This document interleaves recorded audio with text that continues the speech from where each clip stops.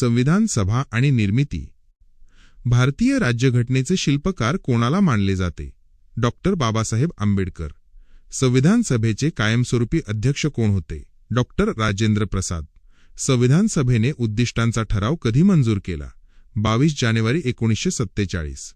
भारतीय संविधानाचा स्वीकार केव्हा करण्यात आला? 26 नोव्हेंबर 1949.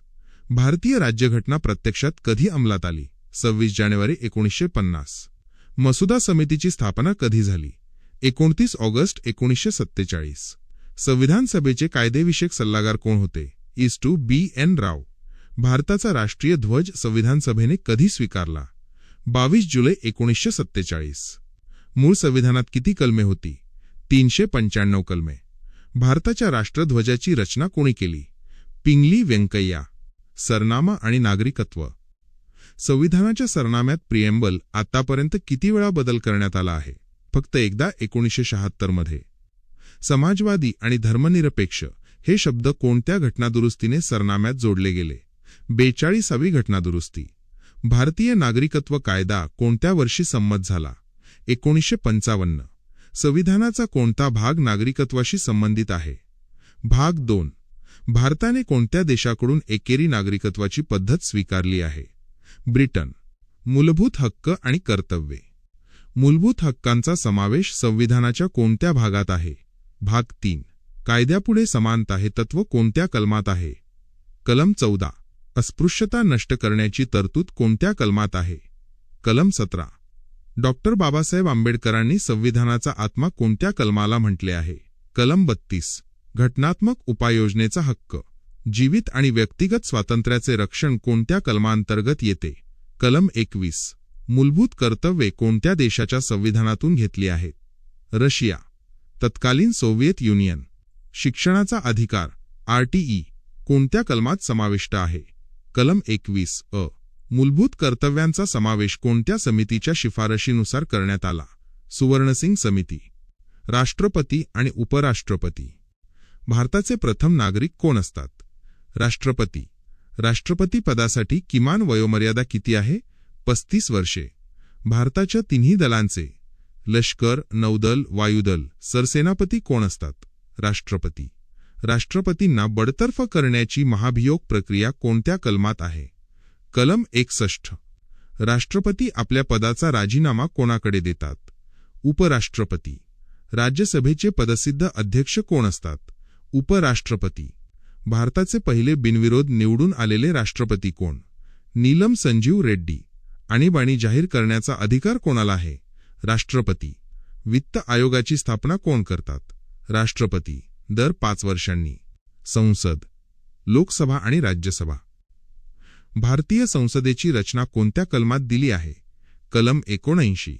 लोकसभेच्या सदस्याचा कार्यकाळ किती वर्षांचा असतो? 5 वर्षे. राज्यसभेच्या सदस्याचा कार्यकाळ किती वर्षांचा असतो? 6 वर्षे.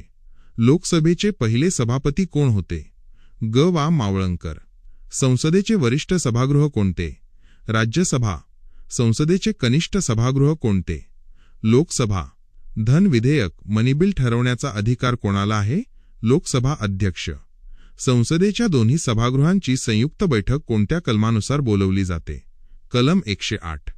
लोकसभेची जास्तीत जास्त सदस्य संख्या किती असू शकते? 552. लोकसभेच्या पहिल्या महिला सभापती कोण होत्या? मीरा कुमार. 0 प्रहर 0 आवर ही संसदीय प्रथा कोणत्या देशाची देणगी आहे? भारत. पंतप्रधान आणि मंत्रिमंडळ. भारताचे वास्तविक कार्यकारी प्रमुख कोण असतात? पंतप्रधान. मंत्रिमंडळ सामुदायिकरित्या कोणाला जबाबदार असते? लोकसभेला. पंतप्रधान हे पद नियोजन आयोगाचे आत्ताचे नीती आयोग काय असतात? पदसिद्ध अध्यक्ष. भारताचे पहिले उपपंतप्रधान कोण होते? सरदार वल्लभभाई पटेल. सर्वात जास्त काळ पंतप्रधान पदावर राहणारे व्यक्ती कोण? पंडित जवाहरलाल नेहरू. न्यायव्यवस्था. सर्वोच्च न्यायालयाची स्थापना केव्हा झाली? 26 जानेवारी 1950. सर्वोच्च न्यायालयाच्या सरन्यायाधीशांची नेमणूक कोण करतात? राष्ट्रपती. उच्च न्यायालयाच्या न्यायाधीशांचे निवृत्तीचे वय किती आहे? 62 वर्षे. सर्वोच्च न्यायालयाच्या न्यायाधीशांचे निवृत्तीचे वय किती आहे? 65 वर्षे. जनहित याचिकेचे PIL जनक कोणाला मानले जाते? PN भगवती. राज्यघटनेचा अर्थ लावण्याचा अंतिम अधिकार कोणाला आहे? सर्वोच्च न्यायालय. घटनादुरुस्ती आणि पंचायती राज. घटनादुरुस्तीची प्रक्रिया कोणत्या कलमात दिली आहे? कलम 368.